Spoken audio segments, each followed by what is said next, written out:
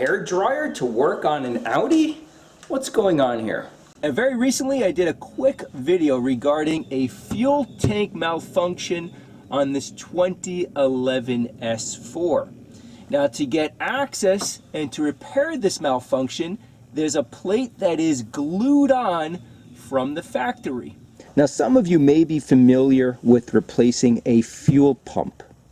And typically what you'll find is a cap or a cover just like this one with usually 3 fasteners. You remove the 3 fasteners and then you have access to the fuel pump. On this Audi, they have 2 fuel sensors. One lives with the fuel pump underneath the rear seat. The second is just a sensor completely by itself on the trunk lid. So this is the one we need to remove. Now because I'm a klutz and over the years I have broken so many screens on my iPhone, I'm familiar with replacing them, meaning the screens are typically glued on around the perimeter of the phone.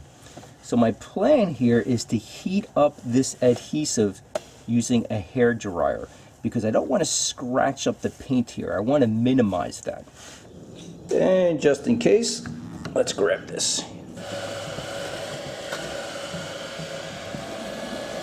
Fresh razor blade, very fresh. Now there's a small gap here.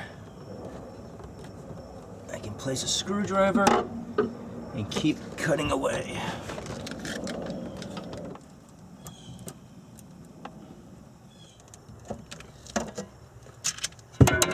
That was exhausting. Whoa.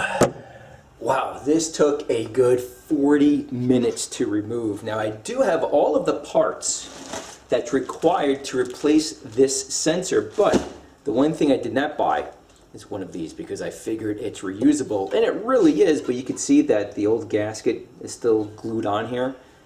And really it should be peeled away and cleaned off, so I'll buy another one of these just to save time. That's the main thing. Now if you're curious on how to do this entire repair, I'll include a separate video that will be uploaded very, very soon, or maybe before this one, we'll see. If you just want to see very quickly on how everything turned out. Okay. And then pulling out this, and then it's a little tricky. Now last time I was showing no miles, so now I see 60 and a quarter of a tank roughly. So this is in working condition once again.